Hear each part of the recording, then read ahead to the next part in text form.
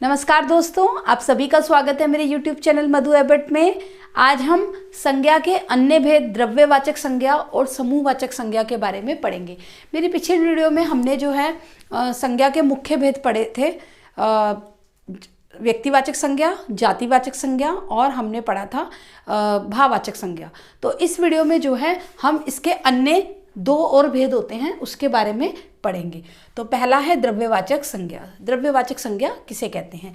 नाम से ही पता चल रहा है, द्रव्य का मतलब होता है लिक्विड, यानी कि जो लिक्विड चीज़ें होती हैं, यानी कि द्रव्य जो चीज़ें होती हैं, वस्तुएं होती हैं, जैसे कि अगर मैं कहूँ घी, तेल, दूध, पानी, तो ये जो लिक्विड चीज़ें होती हैं, द्रव्य जो चीज़ें होती हैं, इन्हें हम द्रव्यवाचक के अंतर्गत लाते हैं। दूसरा, इसके नाम के अतिरिक्त इसमें जो है धातुएं आती हैं, जैसे लोहा, चांदी, सोना, एल्युमिनियम, पीतल, तांबा। तो इस तरह की धातुएं भी जो हैं उनके जो नाम हैं वो भी द्रव्यवाचक के अंतर्गत आते हैं।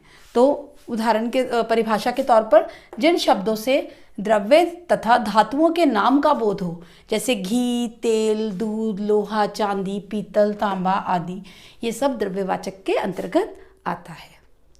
तो इसके अतिरिक्त जो दूसरा अन्य भेद है वो है समूहवाचक संज्ञा। नाम से पता चल रहा है कि जो शब्द हमें समूह का आभास कराएं, समूह के बारे में बताएं, तो जिन शब्दों से वस्तुओं तथा प्राणियों के समूह का बोध होता है उसे समूहवाचक संज्ञा कहते हैं। उदाहरण के तौर पर देखते हैं कैसे, जैसे झुंड, भीड़, मंडली, समूह, गुच्छा, परिवार आदि समूहवाचक के अंतर्गत आते हैं। यानी कि अगर मैं कहूँ मेरे पास चाबी का गुच्छा है, तो गुच्छे में एक चाबी तो होगी नहीं, बहुत सारी चाबियां होंगी। तो भीड़, कक्षा, परिवार, अगर मैं केवल परिवार की बात करूं तो परिवार में एक सदस्य से जो है परिवार नहीं बनता, परिवार में बहुत सारे सदस्य होते हैं। तो इस तरीके से परिवार अपने आप में एक बहुत सारे सदस्यों का आभास करवा रहा है, परिवार शब्द। तो इस तरीके से जो शब्द जो है हमें समूह का आभास करवाते हैं वो समूहवाचक के अंतर्गत आते हैं। अगर मैं कहूँ भीड़, तो भीड़ में बहुत सारे लोग होंगे, एक जने से तो भीड़ होगी नहीं। अगर मैं कहूँ कक्षा में बहुत सारे बच्चे होंगे, तो वो भी समूहवाचक के अंतर्गत आएगा।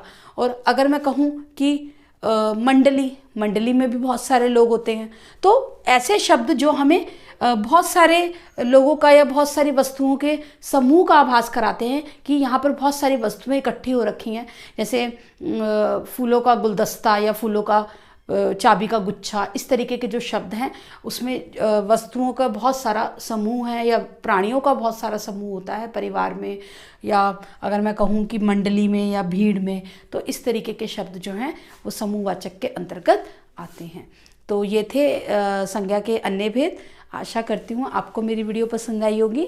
मेरी वीडियो को लाइक, शेयर तथा चैनल को सब्सक्राइब करना ना भूलें। धन्यवाद।